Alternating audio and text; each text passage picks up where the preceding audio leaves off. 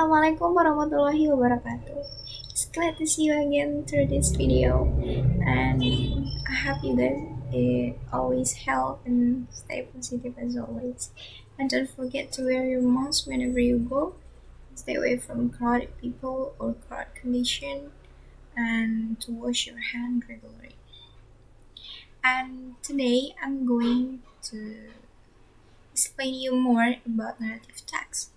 Kalau minggu lalu kita udah bahas tentang pengertian naratif teks, social functionnya seperti apa, generic structure-nya seperti apa, language feature-nya seperti apa, lalu contohnya seperti apa.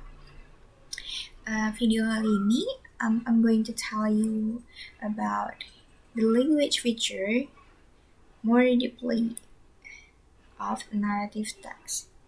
So, let's get started. Nah, kemarin kita in the last video, I have tell you about definition of narrative text. Narrative text is a story with complication or problematic events, and it tries to find the resolution to solve the problems. An important part of narrative text is the narrative mood, the set of methods used to communicate the narrative through a process of narration. And then the purpose of the narrative text is to amuse and entertain the reader. And there is a general structure of narrative text. There are orientation, complication, resolution, and reorientation. And the language features are adverb of time, using time conjunction. So there is a passive character, and using action verb, using simple past tense, and there is a direct speech. And kinds of narrative text, they are fable, folk tales, fairy tales, myth, and legend. And here's the example. Kalau minggu lalu saya sudah menjelaskan bagian-bagian generic structure dari narrative text seperti orientation-nya, complication-nya, resolution, dan reorientation-nya. And this time, right now, I'm going to tell you more about the language features of this text. This narrative text with the title is True Friends. Jadi cerita ini adalah dahulu kala ada dua orang teman yang sangat dekat yang sedang berjalan di tengah hutan, lalu bertemu dengan sebuah beruang besar yang ingin memangsa mereka. Kedua teman tersebut, yang satu memanjat pohon, yang satu berpura-pura sebagai seseorang yang sudah meninggal. Lalu akhirnya di akhir cerita reveal that we have not to believe of a false friend. Jadi cerita ini menceritakan tentang kalau kita tuh jangan percaya sama teman yang salah. Bahkan yang kita kira teman kita adalah teman baik, ternyata tidak. So, langsung aja kita bahas tentang language feature-nya. Once upon a time, there were two close friends who were walking through the forest together. Once upon a time, di mana garis yang berwarna ungu ini adalah adverb of time. What is adverb of time? Adverb of time is tell us when an action happened, but also usually tell us too about how long and how often the action is happened. Jadi once upon a time ini artinya dahulu kala, yang menunjukkan waktu. Jadi waktu ini terjadi, cerita ini tuh terjadi dahulu kala. Makanya kenapa once upon a time adalah sebagai adverb of time dari teks tersebut. Nah lanjut, there were two close friends. Two close friends ini ditandai dengan warna hijau toska, menunjukkan karakter.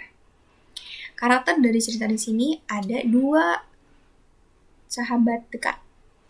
Dan biasanya karakter itu usually the writer use characters to perform the action and along the plot line. Jadi karakter ini digunakan untuk menceritakan kejadian-kejadiannya lalu sampai menceritakan cerita ini tuh tentang apa sih gitu. And we're walking through the forest together. We're walking di sini adalah sebagai simple past tense. Di mana we're walking sebagai simple past tense-nya. And they knew that anything dangerous can happen anytime in the forest. Mereka mengetahui that anything dangerous can happen anytime in the forest. Dan di sini lagi ditandai warna hijau adalah new. Kenapa new sebagai simple past tense? Jadi ini adalah satu kejadian yang terjadi dahulu kala. Jadi ketika diceritakan kembali itu menggunakan kata kerja lampau. Ingat di past event kita sudah belajar tentang simple past tense tentu bukan? Kalian masih ingat bahwa new adalah bentuk kata kerja kedua dari kata now. Jadi new adalah bentuk kata kerja kedua dari now. That anything dangerous can happen anytime in the forest. Mereka mengetahui kalau apapun yang berbahaya dapat terjadi sewaktu-waktu di hutan. So they promised each other that they will always be together in any case of dangers. Jadi they promise. Promise adalah bentuk kata kerja kedua.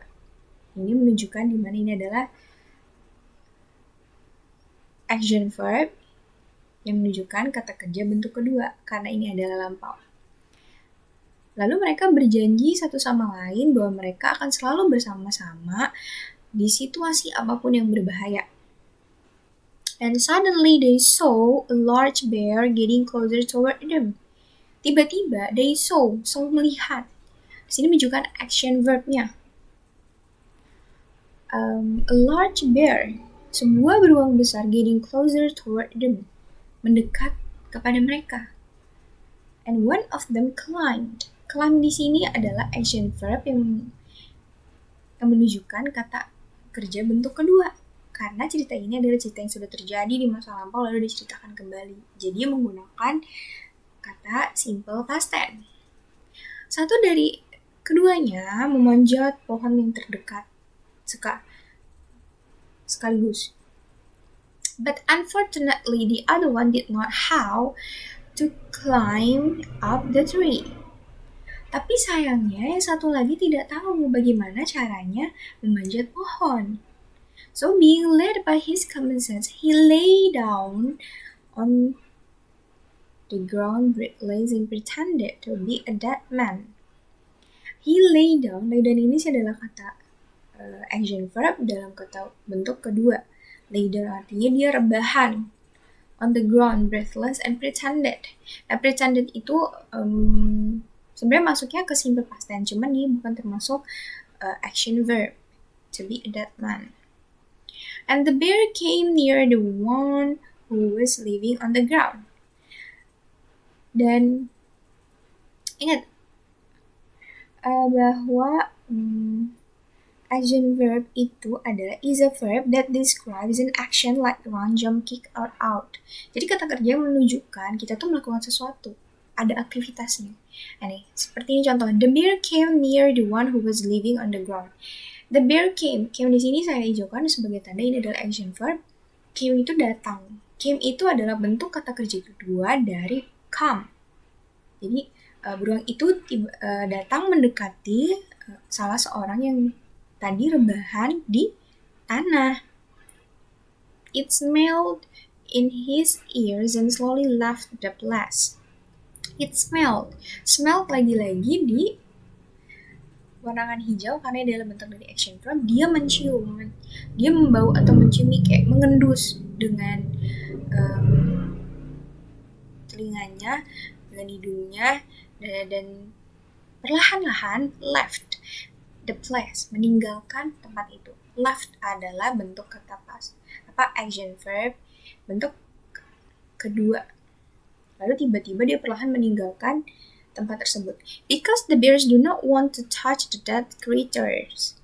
Karena beruang itu tidak mau menyentuh makhluk hidup yang telah mati. After that di sini ditandakan dengan warna kuning karena after that adalah contoh dari conjunction. di mana language feature dari narrative text itu ada conjunction. Dan conjunction itu apa sih? Conjunction are words that link other words, phrases, clauses together. Atau lebih tepat ini kata penghubung yang menghubungkan misalnya dari kalimat satu ke kalimat selanjutnya. They all connect words. Dia menghubungkan kata-kata, menghubungkan kalimat. Di sini after that, dia menggunakan after that. Setelah itu, the friend on the tree came down and asked his friends that was on the ground. Setelah itu, teman yang ada di pohon came down. Came down ini lagi-lagi diwarnakan hijau karena dia bentuk dari action verb, tapi bentuk kedua. Came tadi udah dibahas sebelumnya. Came adalah bentuk kata kerja dari kata come. Jadi came down, dia turun, and ask. Ask di sini lagi-lagi action verb yang menunjukkan past tense, waktu lampau, dia menggunakan ed. Jadi ask, menanyakan kepada temannya yang ada di tanah tadi. Friend, what did the bear whisper into your ears? The other friend replied. Nah, reply di sini lagi-lagi diwarnakan hijau karena menunjukkan ya, betul, action verb dalam kata bentuk lampau, simple past tense-nya. Reply menjawab. Just now, the bear advised me not to believe a false friend. Dia baru saja menasihati saya untuk tidak percaya pada teman yang salah. Dan advice ini juga termasuk dari action verb dalam bentuk kata lampau atau simple past tense-nya. Menasihati saya. Nah, ada nih yang terakhir, di mana direct speech. Direct speech adalah termasuk ke dalam language feature di narrative text. Direct speech itu apa sih? Dari direct speech itu merupakan sebuah kutipan langsung dari ucapan seseorang ditandai dengan biasanya quotation mark atau tanda kutip. Nah, di sini sudah jelas sekali bahwa kita lihat dari kalimat after that. After that, the friend on the tree came down and asked his friends that was on the ground. Friend, what did the bear whisper into your ears? Di situ ada tanda kutip. Jadi seolah-olah teman itu sedang menanyakan langsung pada saat itu. Lalu dijawab juga langsung pada saat itu dengan tanda kutip yang sama. Just now, the bear advised me not to believe a false friend. Jadi seperti itu. Jadi sudah jelas ya bahwa di narrative text itu ada adverb of time, ada tell us about specific characters-nya, there is a past tense, also action verb, there is a conjunction, di mana menghubungkan kalimat satu ke kalimat lainnya, menunjukkan bahwa cerita ini berkronologi. Lalu ada direct speech. Semoga penjelasan lebih dalam mengenai language features of narrative text bisa kalian mengerti dan pahami dengan baik. Kalau gitu, that's all for the explanation. Hope you can understand it well. Thank you, and I'm sorry for any kinds of mistake, and see you in the next video. Bye. Assalamualaikum warahmatullahi wabarakatuh.